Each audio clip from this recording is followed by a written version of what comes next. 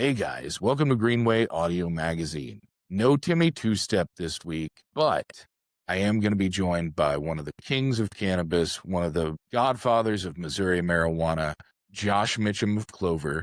We're going to talk a little bit about regulation. We're going to talk a little bit about growth and consolidation, and we're going to discuss Clover's new cultivation line, CULTUR.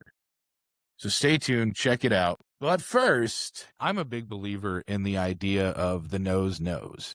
If it smells good, it's going to taste good. It's going to make you feel better whenever you're talking about cannabis flower. And one of my favorite ways to shop, and the best way to shop whenever you're talking about the nose knows, is deli style.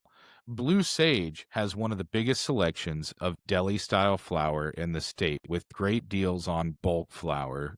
They also have the best selection on Blue Sage house brands like Vivid, Buoyant Bob, and Missouri's Own. So come see your buds in Belton, Carthage, Lebanon, St. Louis, and Valley Park, and check out the full menu of deli-style flower and more at cannabisdeli.com.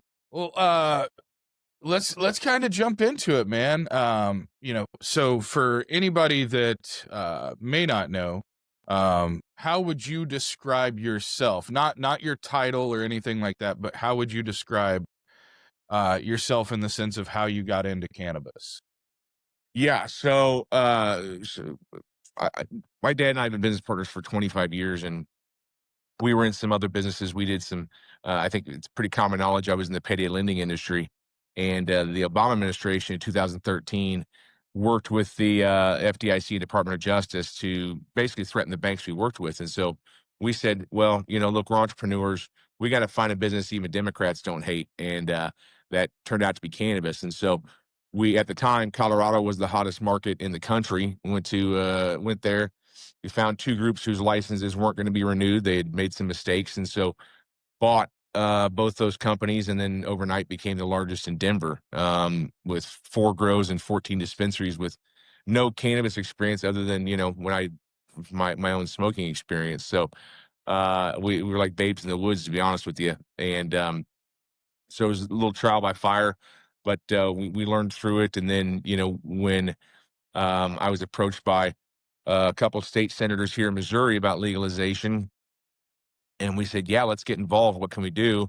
And we could tell the legislature wasn't going to do anything. And so at that point, we became the largest funders of Amendment 2 to get it on the ballot, to get it legalized. About half the dollars raised that first go around for the medical were ours. And, from there, I just jumped both feet in, helped form the trade association, helped write the regs for the state. And so that's how we got in. So it wasn't a deeper connection or the spirit of the plant or anything like that. Yeah. It was genuinely a business decision from the start. Yeah, initially, but when I got in and then I started meeting with the medical patients, again, I had smoked cannabis from the time I was a teenager, and I just used it to get high. But as I started to meet these medical patients there in Colorado, and they told me their stories when I was there, about how it improved their quality of life. It changed for me. Then it did become a lot more spiritual. And that's why even when we were doing adult use, I wasn't thrilled about the moving to adult use, just because it changes the entire landscape of the business. But yeah, I mean the countless stories I heard about how it improves my sleep and how I don't have the daily pain anymore. That was a big deal. If it wasn't for the fact that there was a train rolling for adult use, we probably may not have pushed for it, but we didn't have much of a choice there. It was the next evolution, and it was get on the train or get ran over by it. So, but we did get into it just from a pure entrepreneurial position to begin with, but my feelings on it changed drastically after meeting all the folks that it helps. I think that's one of the things that sometimes people, both inside and outside of the industry, miss is there's a lot of people that didn't get into cannabis because they had been consuming their entire life or because they had some kind of deep spiritual connection and things like that. There's a lot of people that just got into it because it was a good business decision. And the best operators that I've met are the are the ones that, no matter what the reason they originally got into it for, are the ones that recognize how multifaceted and how multi-tiered cannabis is. And so in your case, since we've been talking, which has been, 6, 7, 8 years now, something like that, we've always talked about, and I've always seen you at events and things that are trying to benefit other people, whether it's the community, whether it's patients, things like that. I think that it's probably not any secret that you've been a controversial figure at times in Missouri cannabis. And I think that people miss out on the amount of good you've done and where your heart is a lot of times just because you're a really intelligent business person. Um, Yeah, and I appreciate that. But look, so my dad was an adjunct minister growing up. So being a part of giving back has literally just been the way that we've been raised. And so while we've been successful, we've had a lot of businesses. Um, the this was the one that was different for me. My other businesses, I had a passion, and then I said, okay, I'm passionate about it. I want to get into it. This one, the passion came afterwards, and once you get it, though, it's then you're happy with what you do every day. And if you're not passionate about what business you're into, you won't enjoy it. And so, again, this was a bit of a role reversal from other companies and things that we had started up and things we've done. But we are, very involved. We've got a family foundation. We do a lot of charitable work. Veterans are a big part of what drives me. That's why when we were writing both sets of language, both adult use and medical, having the dollars go to the veterans, they're the most, they should be the most cherished portion of our citizenship here in the country. Because without them, we'd be speaking German or something. So, giving back to veterans is a big part of it. And, but yeah, like I said, the passion grew after just meeting all the people lives it affected and how positively, it's life isn't about living the days, right? It's about, having the quality of life in those days. and I think that your approach both to business and to just being, in my opinion, one of the operators and people in the industry that's been helpful. The entire step of the way. It seems like you've been one of the most collaborative. Going back to the early days, and like you said, with the association and things like that, you guys have kind of created an identity, and the foundation of the company in a lot of ways is working with other companies, working with other brands, working with other people in the industry. Clover was one of probably 3 or 4 of the most recognizable brands in Missouri cannabis, even before we had any licenses or had any product on shelves or anything like that. There was Proper, there was Clover, there was Suede and Sense, and there was, Camp and maybe Red Tractor. But Clover was the one that, as the licenses were awarded and things like that, you guys wound up in a position where you were a standalone manufacturing licensee. And so that kind of changed the entire structure and course for what the original plans were. And you weren't a vertical. You were now the most recognizable brand in the state that wasn't a vertical. And luckily, I think both luckily and kind of kismetly, the foundation of your business was still in a lot of ways, these partnerships, with Keef, with Juana, with robots, even your partnership with Christopher Elbow. You guys brought so much quality and so much diversity to the market in such an early stage that I think that to to me was one of the reasons that you guys were so successful, but also you were kind of the pioneers of, we don't have to do everything our way. We can partner with all these different brands and products, and you kind of set the stage for what became one of the most eclectic and diverse markets in the country, because even with limited licenses, you guys set the stage for creating so many brand partnerships. Can you kind of elaborate on the strategy and how that's played out to now? Yeah. So, early on when we started the trade association, when it comes to helping kind of the other groups, we were having all these meetups all around, and nobody knew if they were going to have a license, and it was just a community of people that were obviously passionate and interested about getting those licenses. And I gave away a lot of information at that time. For several reasons. One, I had gained information from others at time, and I feel like you need to pay that forward and share as much as you possibly can. Look, the cannabis pie is a very big pie. There's plenty of room. Um, for all sorts of operators and brands inside that pie.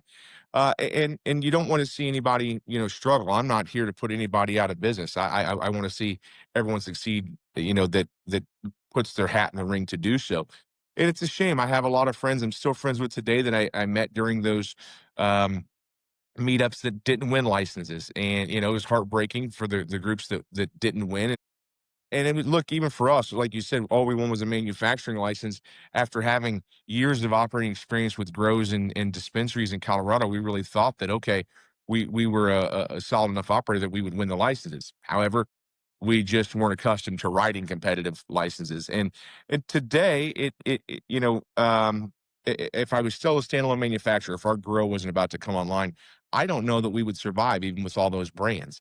80% or better of the licenses in Missouri are now part of verticals with the consolidation that's happening. And it makes it really tough as a standalone manufacturer. If a grower can grow their flower for $285 a pound and I have to buy it for $650 a pound, so I can manufacture it, there's just no way to remain competitive. And as far as the brands that we work with Wana and Keith, with Chris Treble, we wanted to bring trusted brands to Missouri. To start with, brands that people have heard of before. A lot of people in Missouri had been to Colorado or California or other parts and bought it. But secondly, I didn't want to reinvent the wheel. These guys had incredible products. We figured they'd be coming to Missouri anyway. Why would I want to go out and try to recreate something that takes a year, 18, 24 months, whatever that is, to do the research and development on, when I can find solid brand partners that have already done it, right? I mean, Wana's arguably the largest gummy brand in the country. I think they're in like 14 or 16 states or something like that now. Keef is the same way as far as the beverage goes. So we said, look, let's bring trusted brands that people have heard of, and let's bring brands that already have solid backgrounds that we don't have to. We can stand on the shoulders of giants and just produce for them. And you guys have continued that partnering tradition. Over the last couple of years, you guys have brought in Takao, you've brought in Forbidden Fruit, you've brought in very recently Mary Jones, which as a guy that grew up listening to emo music and stuff like that in the 2000s, and Jones Soda was sponsoring every local show. It was the Pabst Blue Ribbon for anybody under 21, essentially. They were at all the local rock shows and stuff like that. So seeing Jones Soda now is huge for me. Yeah. I'm a big fan of that. But you guys have also brought in your own brands and created some of your own brands along the way, like Funny Bone, which I think is iconic. I know that there was some controversy. You're never far from some controversy in some ways, whether it comes to regulation or being out there and being vocal about things or what have you. But I know there was a little bit of controversy early on with Funny Bone, but that to me is one of the coolest brands in the state right now. Is just the way that you guys have created and the silly names and stuff for some of the products, and the product itself is really, really good. And I think that's one of the differences between uh, all of the Clover brands and partners and what we've seen, especially in other states, but on occasion in Missouri as well, is that you guys are, and I hope you understand exactly what I mean whenever I say this. You guys are very much, Applebee's, McDonald's, whatever, chain restaurant you can think of in terms of consistency. If I get a product in Colorado or in Massachusetts from one of those brand partners, it tastes the same, if not better, whenever I get it in Missouri. And I think that's something that early on we would see a few other brands that had been replicated from other states, but it didn't taste the same. It wasn't the same product. Right. And for me, that was always kind of a letdown. And I know, you know, corporatization and things like that. People don't love McDonald's, but there's also a reason that they've sold 1 billion hamburgers and they taste relatively the same, whether you're in Japan or whether you're in, Forks, Montana or something like that. Sure. Well, McDonald's probably needs to change their sign. I think they're probably well over 2 billion hamburgers at this point. They haven't, I mean, they've been saying 1 billion hamburgers since I was in high school. So they got to be well past that number now. But no, so well, first off, I try not to be controversial. Sometimes it just happens. Like in the early days when we were the only manufacturer and I had all this product and we were selling, I did some, like news reports and people were like, oh yeah, I want the weed, give it away. And they don't realize it cost us millions and millions of dollars to build facilities. I mean, and so I think someone on Reddit once called me the Darth Vader of cannabis, which I wore that proudly, for quite a while. But, you know, so as far as consistency goes, that's the most important thing, right? I mean, as we're all consumers, every one of us. And so if you go and you get a Pepsi, you want the Pepsi, regardless of where you buy it, to taste the exact same way, no matter what city, state, country you get it from.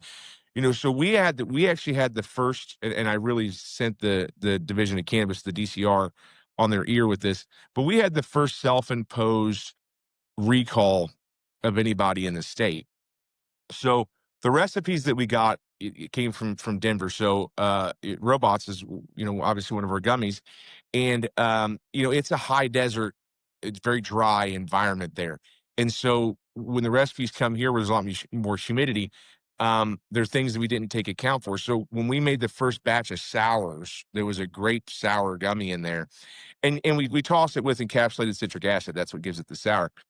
But when we'd open a bottle to test it, to do a quality control on it, like a month later, we noticed these what looked like little mouse turds that had been sliding down the bottle. And it was just the grape flavoring leaching out into that citric acid. And so we said, no, pull them all off the shelves. It doesn't look right. It didn't taste any different. But who wants to open it up and see these what looked like little brown streaks down the side, and what should be that nice, clean citric acid capsules were now brown all over. It looked like pepper. So we told the state, hey, we're going to recall these. And they go, well, you have to destroy them all. And I'm like, wait a minute. There's no health issue here. It just doesn't look right. And I'll never forget the look on their face, because we were having this meeting face to face, and they looked at me like I had lobsters crawling out of my ears or something. And they're like, what do you mean it doesn't look right? I said, it just doesn't look right. It needs to look right for customers. And they weren't getting that. They thought if it didn't look right, it had to be a health thing. So we did. And we recalled them. I mean, it cost me $35,000 to do it, but at the end of the day, we want to make sure it's the best product that's out there all the times. I think we've seen a few different times that in spite of how well our program has succeeded because of operators like you and some of the other ones that were there from the very early days on. Not to name drop a whole lot, but I think John Pennington and Mitch Myers and the people behind those companies, John Mueller, there's a long list of people that are very much responsible for the health of the Missouri market. And I think in a lot of ways, DCR in the early days was very, very helpful to that. I think we've seen a few times where they've created obstacles that were really anti-business with not much value to consumers or regulators themselves, really. I think we saw that whenever they created the pre-approval process for everything. And initially it was, you have to get everything pre-approved all the time, and it's totally going to be fine. We've got a handle on this. We know what to expect. And then they were immediately overwhelmed.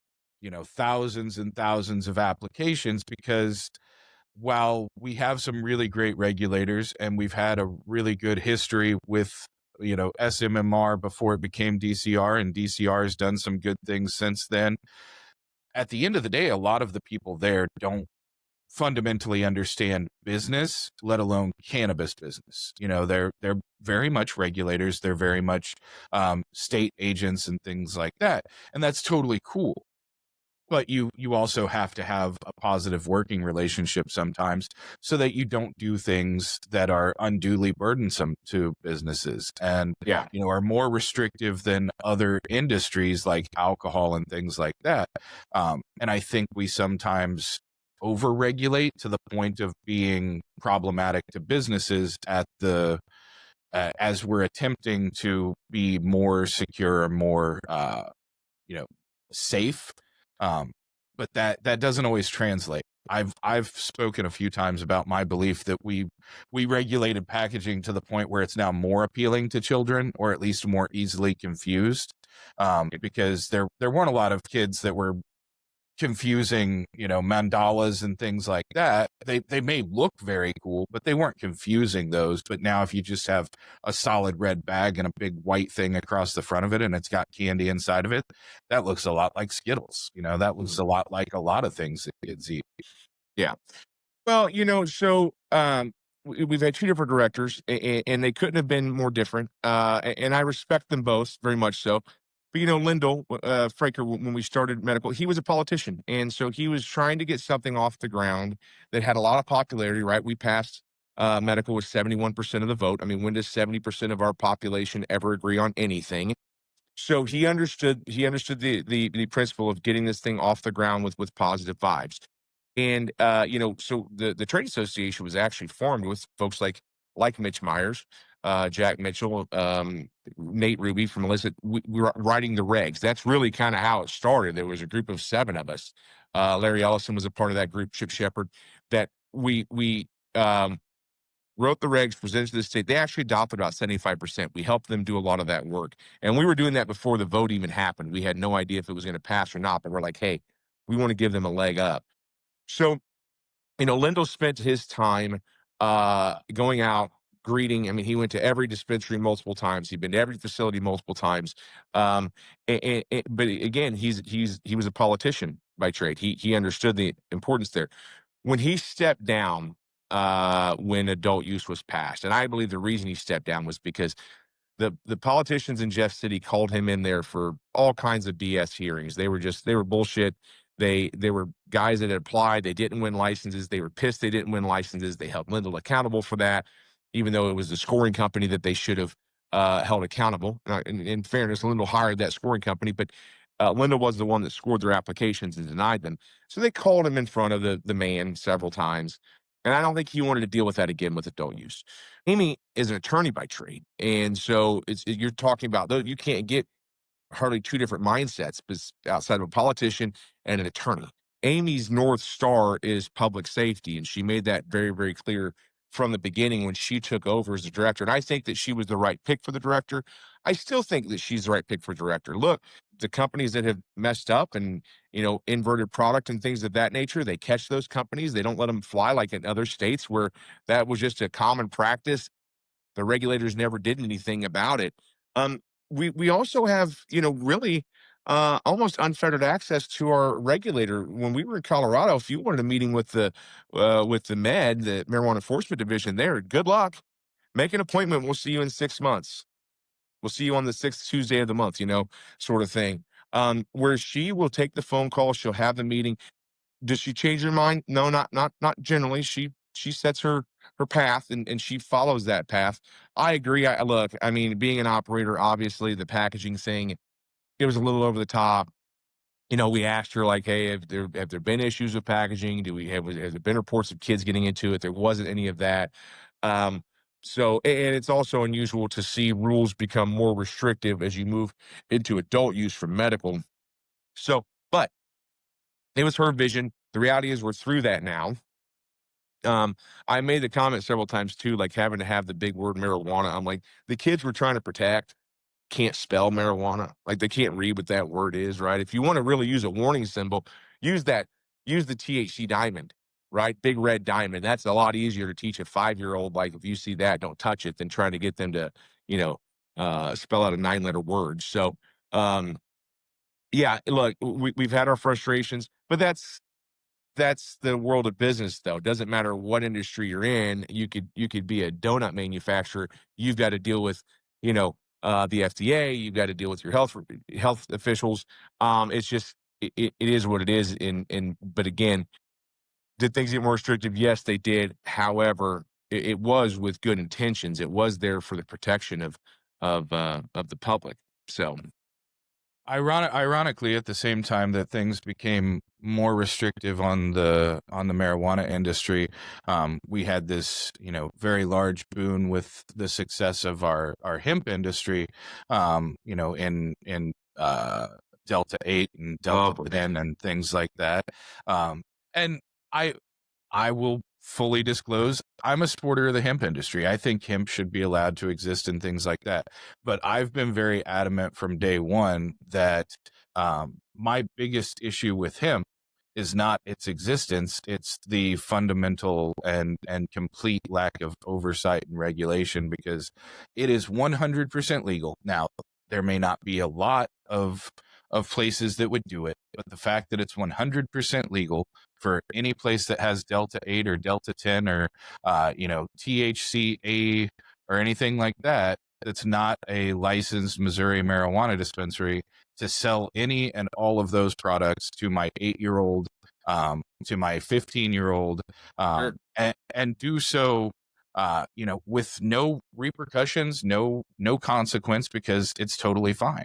And even if they're responsible enough not to do that, the fact that they a lot of times are selling products that they have no idea what it is. You can walk into a store and you can get a gummy that, for people with a tolerance, it isn't a big deal. But I've been consuming cannabis for a while, and my tolerance is still very low. And if I had no idea what you had given me, I would probably feel very panicky and panic attacky. And people often confuse the word overdose with meaning someone died or got, very, very sick and harmed and things like that. An overdose is literally any dosage over what was intended. right.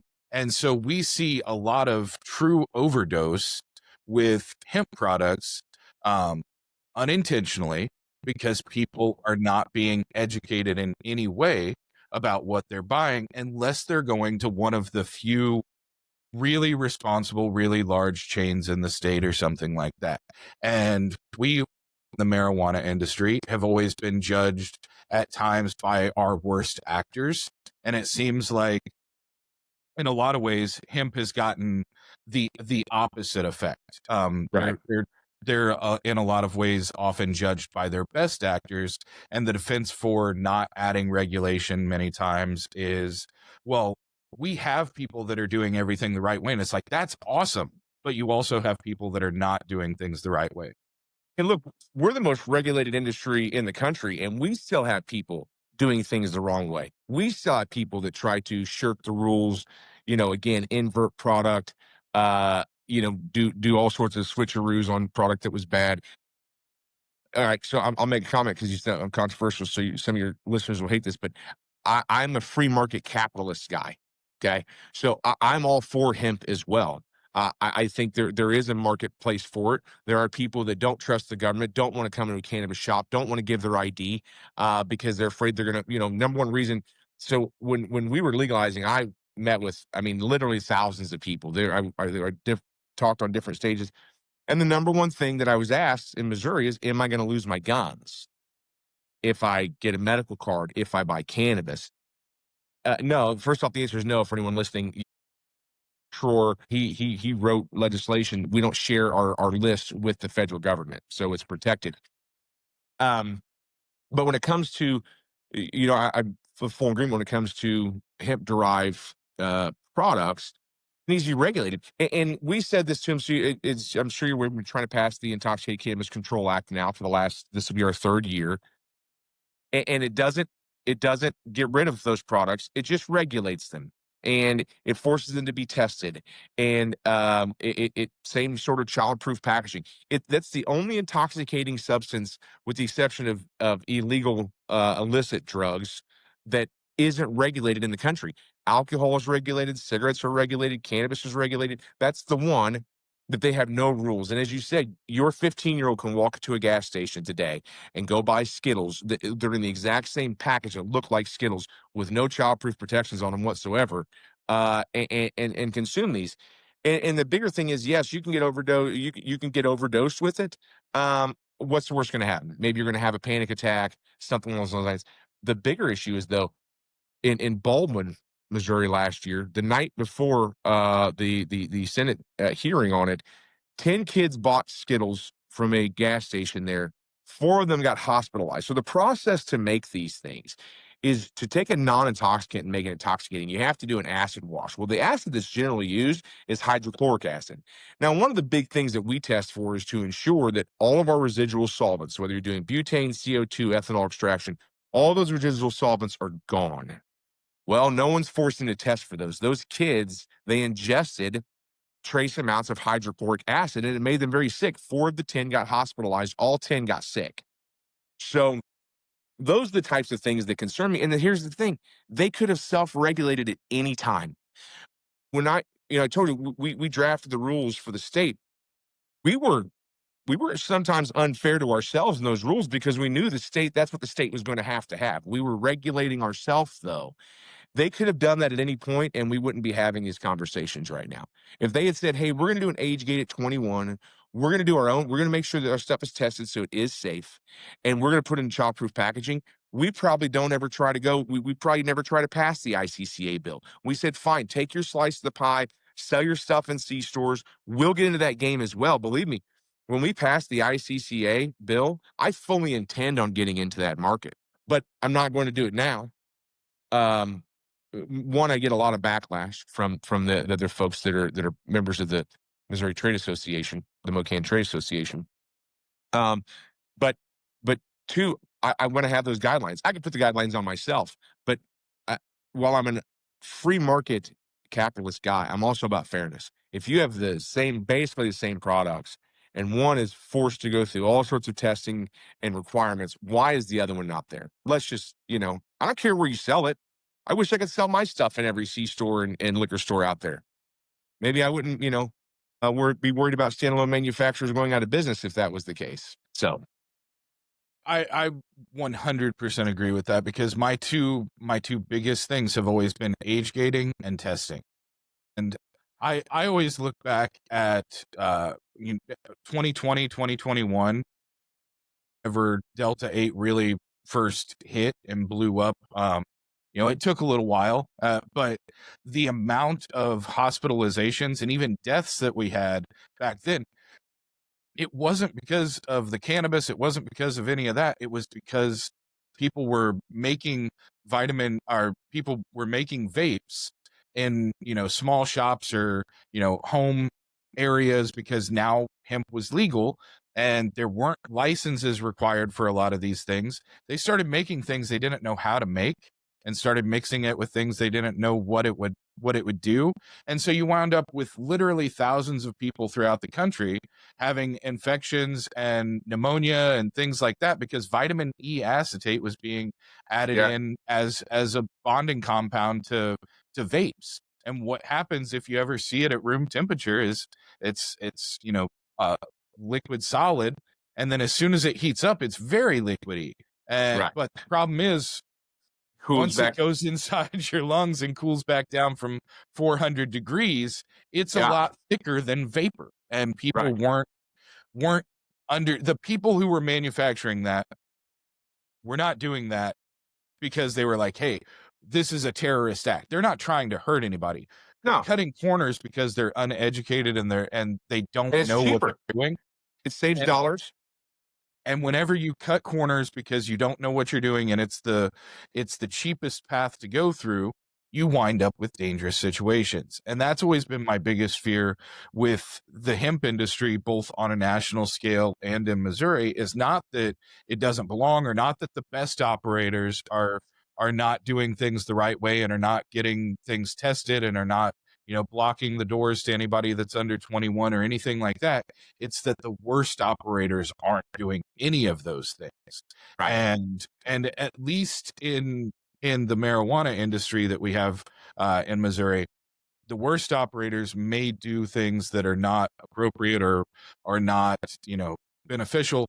But so far, we haven't really had anything that was actually dangerous to anyone, and that is in large part because of the way that we test and the testing regulations that we have and things like that. Hey, Jimmy Two Step, this September, The Hill is getting a fresh new vibe. Kind Goods is opening its doors. That's right, step into a modern, welcoming dispensary filled with top quality cannabis, unbeatable deals, and a team that's here to make you feel right at home.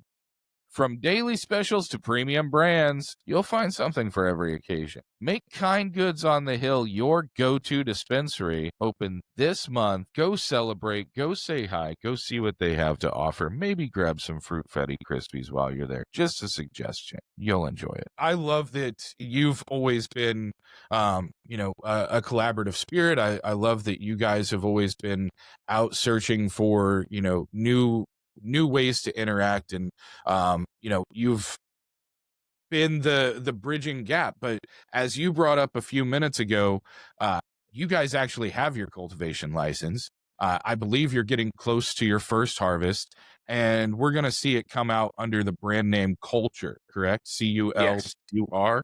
Yep. Yeah. So I think we're like 17 days away from our first harvest, and it won't be full. The building, it takes some time to get the building full, but we've got it in cycle now. So a lot of us, a lot of folks who been using cannabis for a long time knew that we had a brand that we partnered with C4 under called Glaze. We're bringing back a lot of the strains that we had with Glaze. So I know that like Master Yoda was a big one. People like the Princess Leia's OG. We kind of did the Star Wars thing. The Tropicana Cherry. We've got some of those strains that we're bringing back, but we got some new stuff. So that we've kind of scoured the country and we found some of the kind of the new strains. And one of the big struggles that the DCR did was you know you're strain locked in the state unless you want to start making your own, right? So unless another group has opened a cultivation, which hasn't happened. I mean, I don't know the last time a cultivation came online, but it's been a while. It might have been pre adult use. So getting new strains in is tough unless you want to grow from seeds, and that can be a challenge. The pheno hunting, the seed process.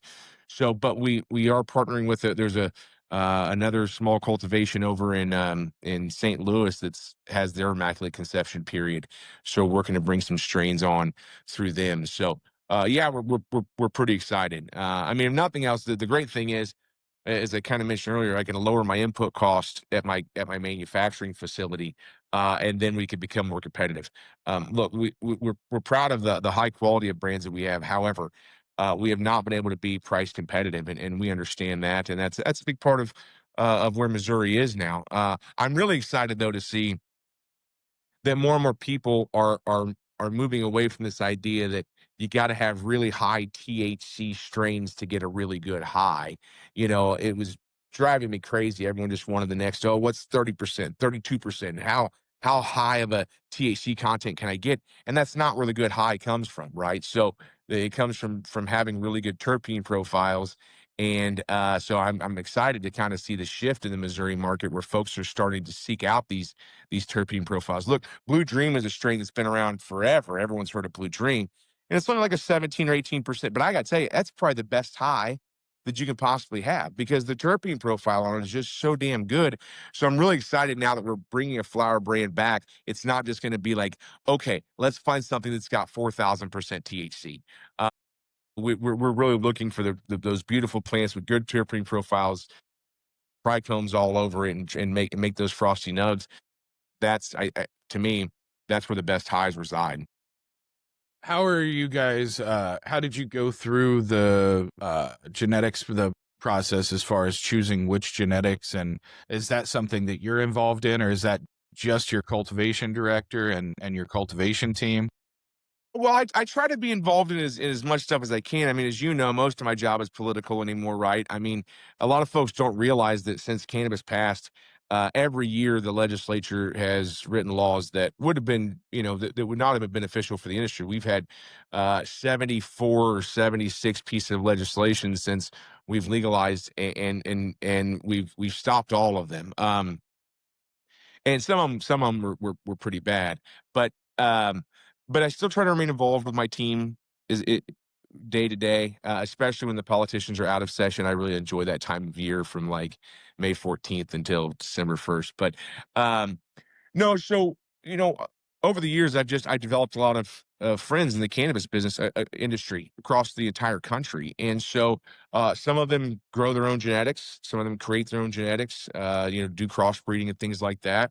And so, we just jumped on the horn and I probably shouldn't say, but we got some samples from out of state and which which is always dangerous. But our team tried these and we were like, okay, what was the best high?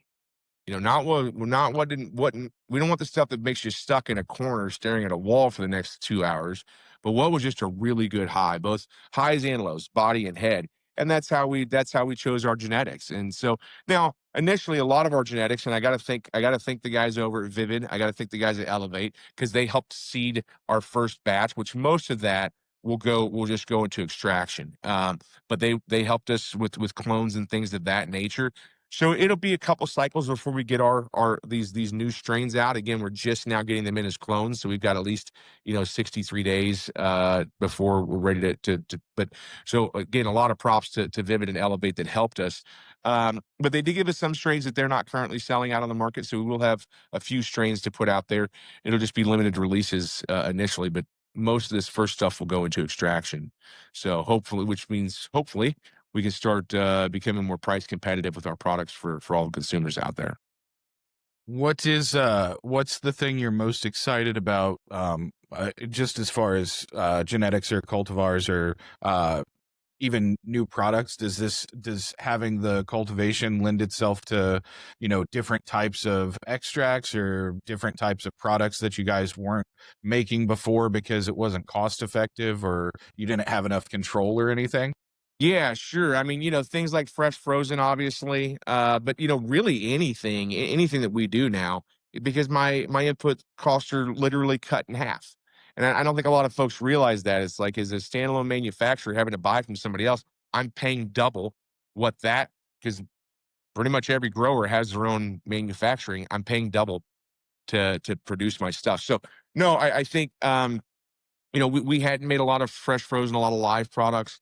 It'll open the door for that quite a bit. One area we hadn't really played in a whole lot was concentrates, and we've made some really good concentrates. But the thing is, we couldn't even get close to being price competitive on concentrates, and so we kind of let that be. Yeah, we've got some like really great shatters and batters and butters and things like that, that will be again, now that we can become price competitive with it, we're really excited about getting those back in the market. One thing, we were really leading the way with pre-rolls as well. And for a long time, Clover, our pre-rolls were great, but then all of a sudden prices really dropped especially before only manufacturers could make them. Then when adult use happened and cultivators could make them, we said, okay, we just can't compete. So we phased those out with the exception of our infused pre-rolls. I'm really excited to bring those back. I don't know if I'm going to bring them back as Clover pre-rolls or if they're going to be culture pre-rolls. I don't think it matters. The flower is still going to be really great. The smoke is going to be nice and even, as we all like to have. We're not going to have bindi crutches and things like that where you're smoking around an elbow. But those are some of the things that I'm most excited about getting back into the market. That's phenomenal. I've been a big fan of all the Clover products, really. I was always a huge fan of the Christopher Elbow edibles whenever you guys rolled those out. As I've said, I'm a big Yeah. fan of Mary Jones now that it's here. Was a really big fan of Takao as you guys first rolled it out all the Yeah, way now through. that's another one too. I'm glad you mentioned Takao, because Takao is really a flower brand more than anything else. And so now we're gonna have their strains of flower, Takao's strains that they wanted. Now we can grow them. We had tried to work with some other cultivators to grow those for us. That's just that's kind of an untenable relationship to do that, because they're eating up portions of their grow space, right? We're limited to 30,000 square feet. And our grow, we didn't build out a full 30,000 square foot grow. We built out 15,000, because most of it is just for our extraction stuff. So, but we are going to have Takao's strains now. We're really excited about that. I keep giving, so my COO deserves a lot of credit, Chris Suddeth, and I keep giving him hell though, because we still have yet to meet Method Man. And I'm like, what's up, man? What's up with meth? We're here. We've talked to him on the phone, but it's like, when we get the guy. So I think, that'll be great. I'm hoping to be able to get him to do a promotional tour when we start getting his flower brands, his flower strains here in Missouri now. But that was kind of a brand. We picked it up. We were excited about it. But again, because it was so flower focused, it just made it so damn hard to be competitive anywhere.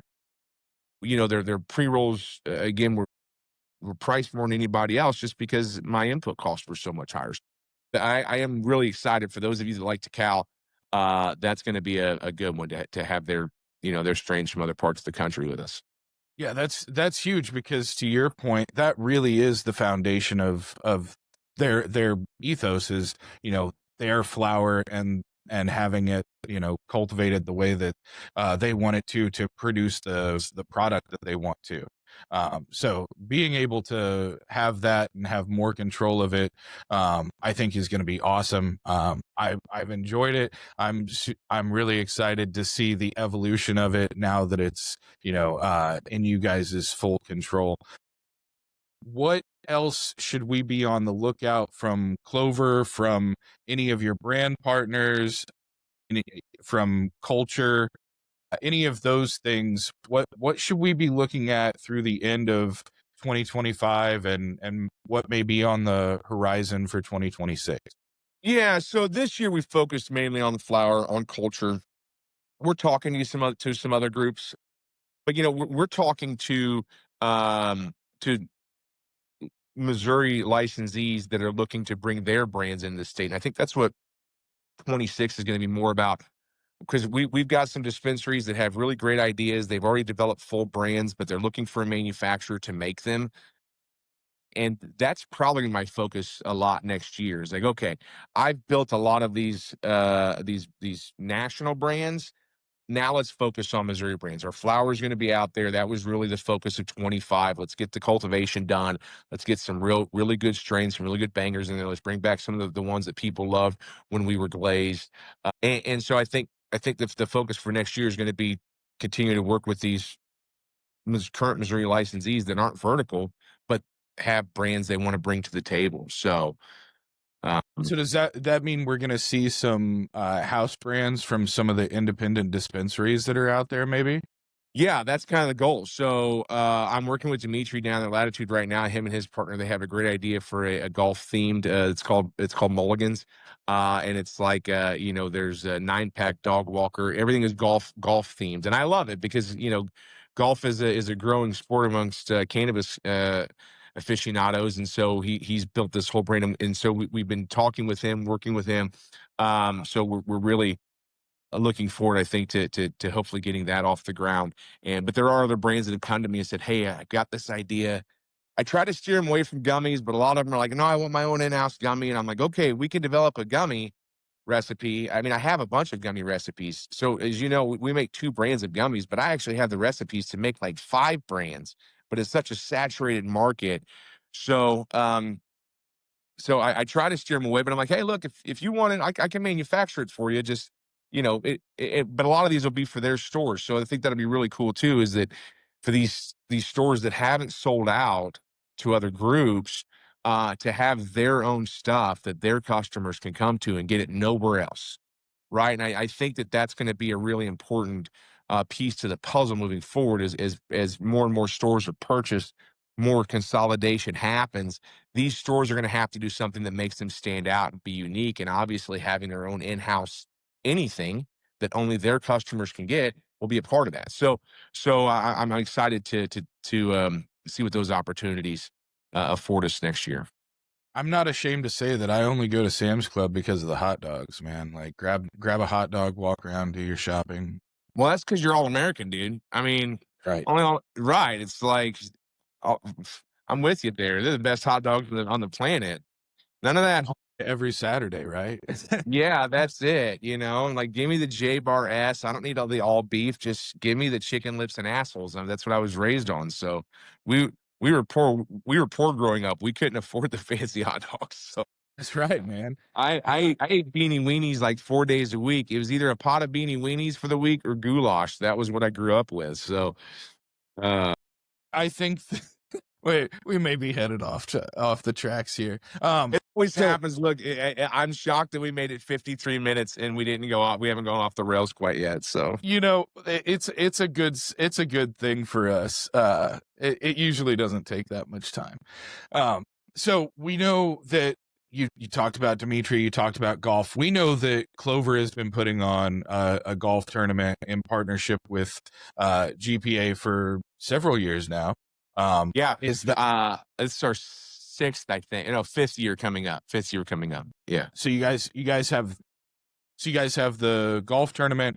Um, I don't think people are aware of how much other like community interaction and things like that, and how much you guys give back. Do you want to kind of pat yourself on the back and take a victory lap on some of the other things that you guys do? Yeah, look, I don't generally. I mean, when you get involved in charitable organizations or passion projects. So for example, I've got a nephew that has Down syndrome, and so we do a ton of work and give a lot of dollars to the Down Syndrome Guild, to Autism Speaks, and those sorts of charities.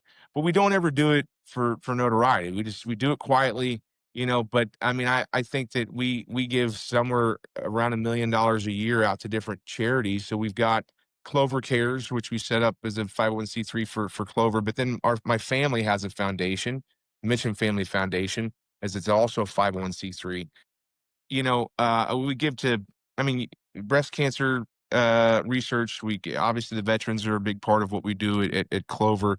But the Down syndrome, the autism, I mean, we've given to about everything that you can possibly think of, but we don't ever do it. It's not about notoriety, right? I'd rather quietly write a check, help the people that need to be helped. Go in and visit with veterans, talk to veterans, things like that. But yeah, we don't. Charitable giving shouldn't be about, if you're doing it to get notoriety and attention, you're doing it for the wrong reasons, right? And I could look, I mean, as you said, I'm controversial. A lot of people don't like me, and I could just espouse all the things I do to make people. Oh, well, okay, he's not really the Darth Vader, but the reality is that's it's the wrong reason to do those sorts of things. So Well, I like giving people the opportunity to meet the Josh that I've known over the last several years. Because while I love the controversial side and I love the Darth Vader side, the actual person and the human being, to me, has always been exceedingly kind, exceedingly helpful, and supportive of everyone around him. And I think that's. Uh, I will be 100% transparent. I think when most people hear that your past is tied to, payday loans and things like that, I have a different opinion even about that, because I've been a person that whenever I was 19, 20, 23, 25 and a single dad, I needed a payday loan to get from this place to this place. Now, was the interest high and things like that? Yeah. But that's because those businesses a lot of times are taking as much of a risk on the people as the people are taking on taking those loans. sure. And so I'm very much a person that sees the value in things that other people deem are, negative sometimes. Having said that, I choose to look at your past and your career path in the same way that I look at you. For me, those things have always been net positive.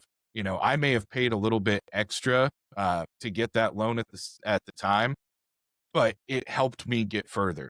Yeah, it kept your power on. It kept, yeah, and look, and I appreciate that.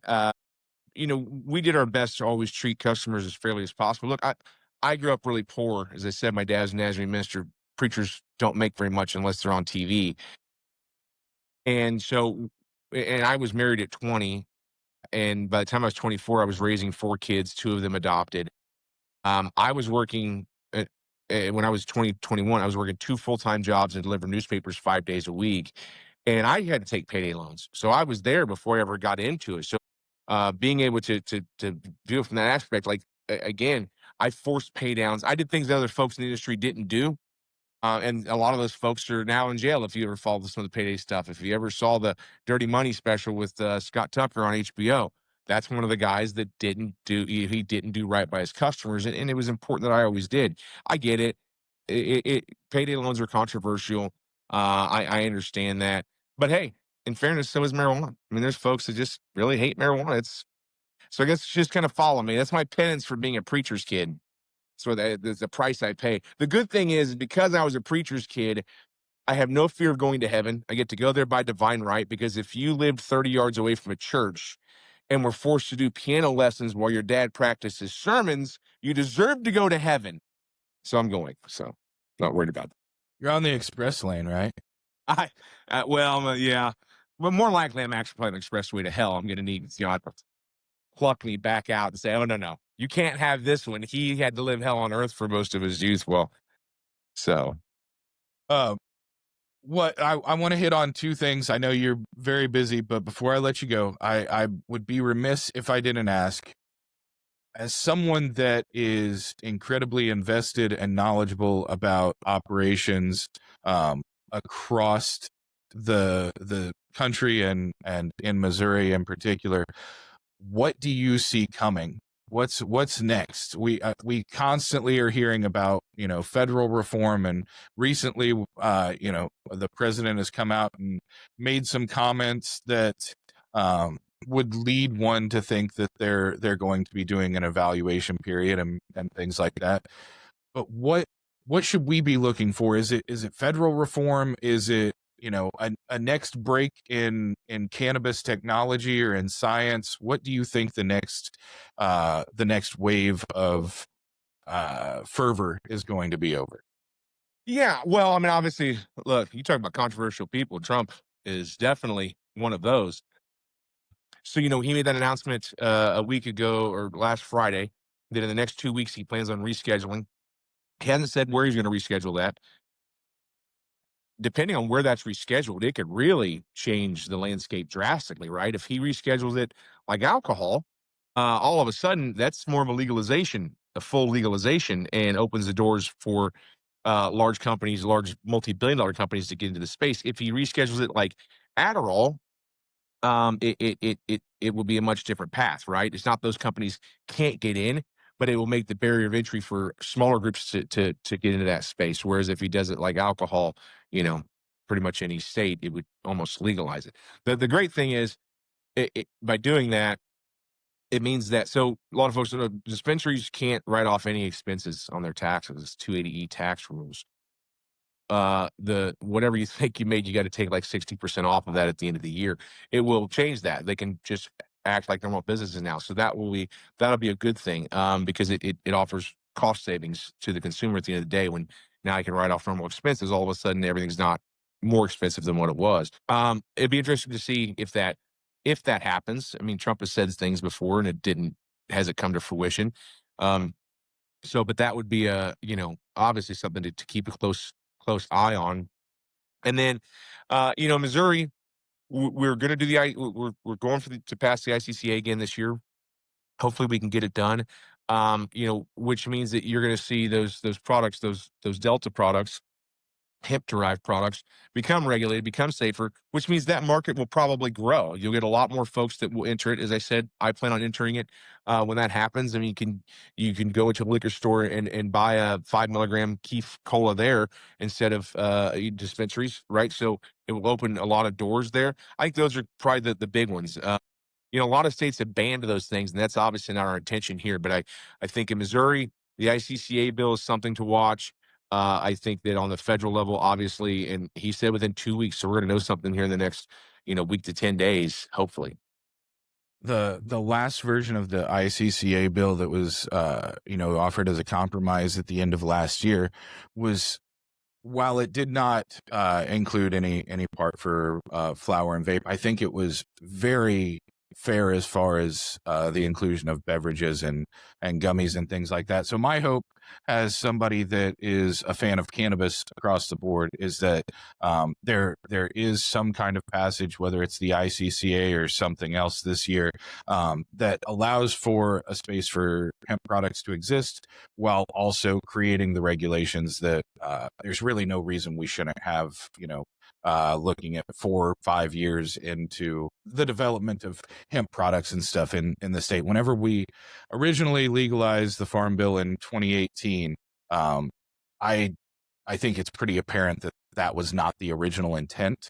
Now, it's really hard to kill a multi-billion-dollar industry in consideration of intent, but we have to. But other states have just outright banned it, right? So Yeah. when you look at, there's like, I don't know, 17, 18 states that have just outright banned any hemp derived intoxicants. So that's obvious. That's not our intention here. So Well, and that's the other side of the argument that I think people sometimes miss, is that by creating regulations in Missouri, we're actually protecting the hemp industry, because if there's no rules on the book, if they just decide tomorrow that they're going to sign a new farm bill and it's going to limit total THC to below 0.3 or 0.0, whatever they've put it down to, that immediately kills the hemp industry in Missouri. So having regulations actually protects the hemp industry in a lot of ways as well. Last thing I will ask is, because I will get in trouble from my normal co-host Tim if I do not ask this. We always ask everybody, what are you currently listening to? What's in your playlist? You do a lot of driving, you do a lot of traveling. What is it that you're going to be listening to? You're going to be heading to St. Louis today. Then you're going to be heading back to St. Louis. You're going to spend a lot of time in the car over the next couple of days. What are you going to be listening to for the next week? yeah, so I generally I listen to a lot of talk radio, whether it's sports talk radio or politics. But my friends love to, so I buy a lot of my song. I have, I don't know, a couple thousand songs that I've purchased over the years on my phone, and they love to just grab my playlist and just hit shuffle, because you'll get anything from Disney songs to death metal and everything in between. So I have a very eclectic. I mean, I grew up like listening to Bone Thugs and Harmony, and so I have a lot of old school rap on my playlist. But probably what I'll do is I'll put on my golf list on the way to St. Louis, because it's got a really good mix of a little country. It's got some Frank Sinatra in there. I do have a couple. I'm guilty as charged. I grew up with two girls, so Disney songs were part of my life. So I still like Little Mermaid songs. So I've got a very eclectic mix. My friends just love to play that game, because it's like, just open it, hit shuffle, and let's just see what's going to come up. So, but most days it's either sports radio or talk radio. One of my favorite playlists that I have on Spotify was originally just titled Playlist, and then one of my kids got a hold of it and renamed it to In a Van Down by the River. And I was like, what is that? What is that? And he's like, because this is the listenings of a crazy person. It goes everywhere from Taylor Swift to Abandon All Ships and Hopes Fall to punk rock Disney and stuff like that. And so yeah, a little bit of Tyler Childers and Johnny Cash, all the way up to the new Logic album. So yeah, so my favorite Spotify channel it's called the Fun Road Trips Mix, and it's literally all the sing-alongs you could ever think of from like the 70s until now. It's like just songs that everybody knows all the words to, and you just kick it on and you can just sing with it the whole way. And so Fun Road Trips Mix is probably my Spotify channel. That sounds awesome, man. Well, Josh, I appreciate you so much. I appreciate Clover so much. Thank you very much. Congratulations on the launch of Culture. We'll be looking for that on store shelves here in the coming weeks. And man, I'm just really appreciative of you for all the help and all the insight you've given me over the years. And it means so much that I finally got you to come on here and talk to me for a little bit. So thank you very much. I truly appreciate it. Thank you. Same here, man. Look forward to hopefully seeing you in St. Louis next week.